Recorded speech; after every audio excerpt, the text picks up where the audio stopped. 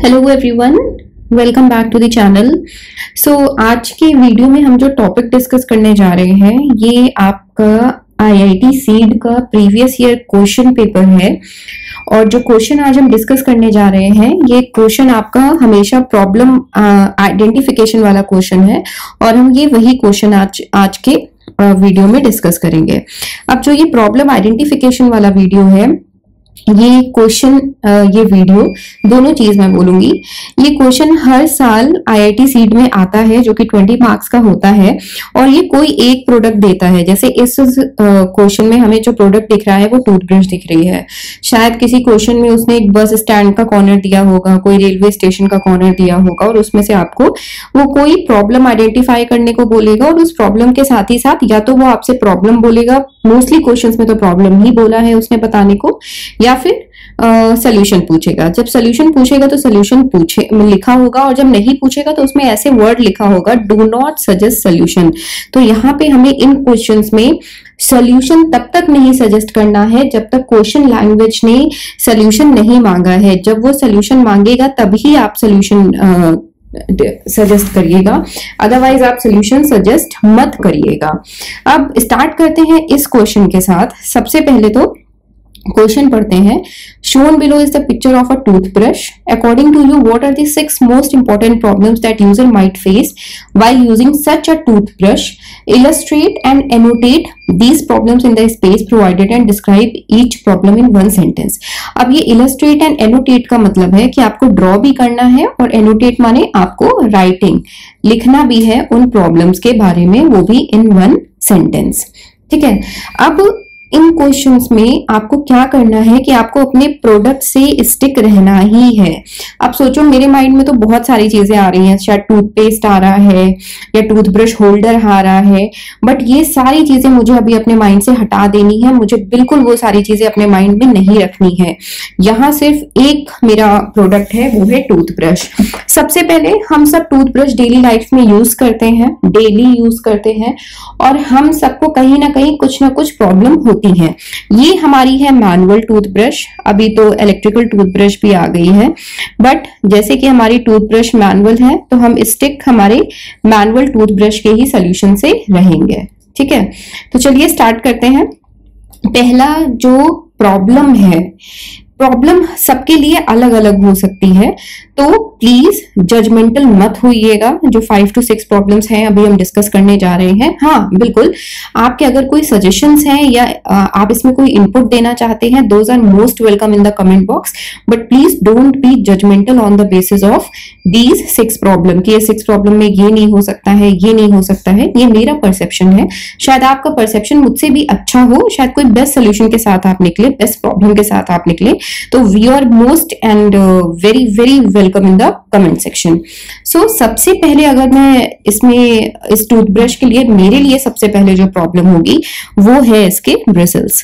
Bristles कई बार इतने hard होते हैं कि उसकी वजह से जब मैं ब्रश करती हूं तो मेरे गम्स ब्लीड होने लगते हैं।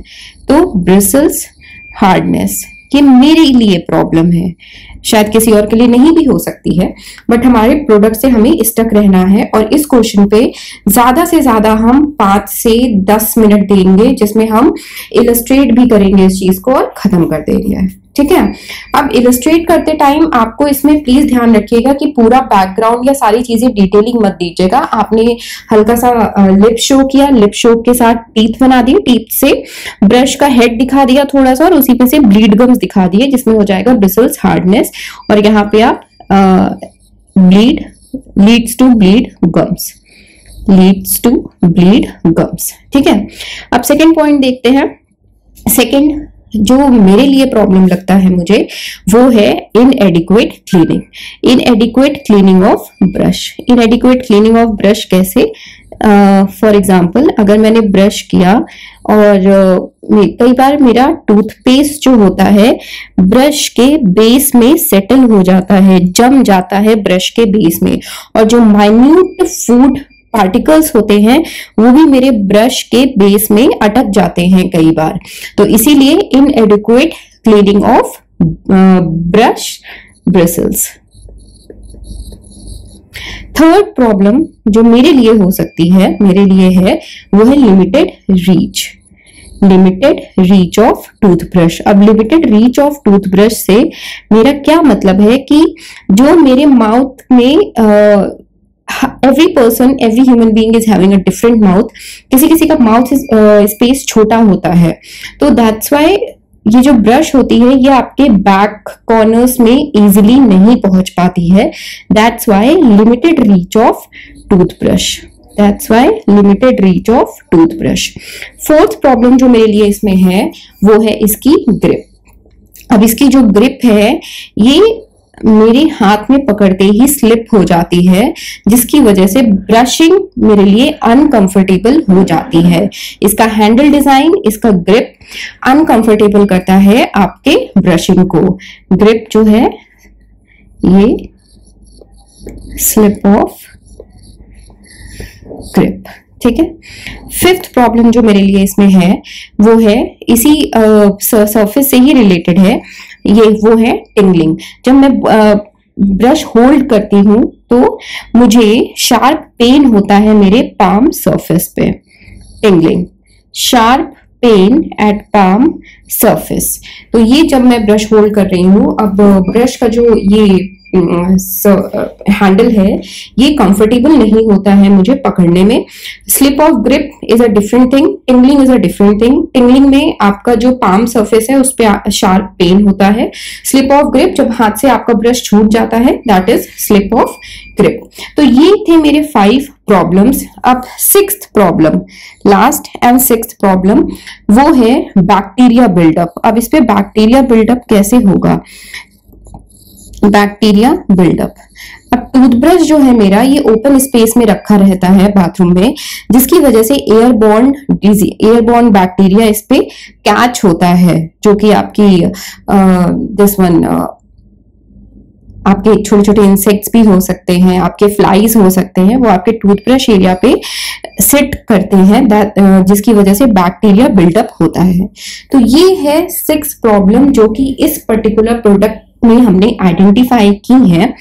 अब ये 6 प्रॉब्लम में से कोई प्रॉब्लम आपके अकॉर्डिंग डिफरेंट भी हो सकती है और किसी के अकॉर्डिंग शायद सेम भी रही होगी, अगर आपने प्रीवियस ईयर पेपर अटेम्प्ट किए हैं, प्रीवियस ईयर क्वेश्चंस अटेम्प्ट किए हैं। तो अगर आपका इसमें से कोई और प्रॉब्लम आपने आइडेंटिफाई की है तो most welcome, please comment box में आंसर करिएगा, बिकॉज एनी हाउ आप सबकी हेल्प ही करोगे दूसरे जो सीड एस्पिरेंट्स हैं। इन प्लस ऑफ दिस, इसमें से आपको ये 6 सॉल्यूशंस, हर इंडिविजुअल सॉल्यूशन आपको ड्रॉ भी करना पड़ेगा। तो वही मैंने बोला, इस क्वेश्चन पे हार्डली ज्यादा टाइम देने का कोई भी पॉइंट नहीं होता है। आप जितनी जल्दी प्रॉब्लम आइडेंटिफाई कर लें और जितनी जल्दी उसका सॉल्यूशन दे दें, क्योंकि ये प्रोडक्ट्स ऐसे हैं जो आप अपने डेली लाइफ में, अपने सराउंडिंग्स में इन प्रोडक्ट्स को आप विजुअलाइज कर रहे हैं, देख रहे हैं, यूज कर रहे हैं।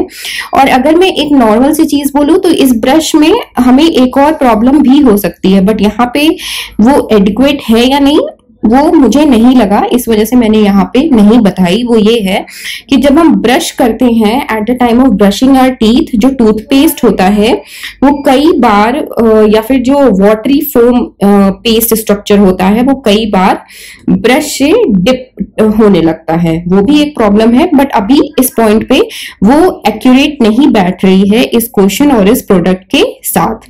अगर क्वेश्चन आपका ये होता कि टूथब्रश और टूथपेस्ट में क्या प्रॉब्लम होती है, प्रॉब्लम्स आपको आइडेंटिफाई करनी है, तब हम वो प्रॉब्लम वहां पे आइडेंटिफाई बिल्कुल कर सकते थे।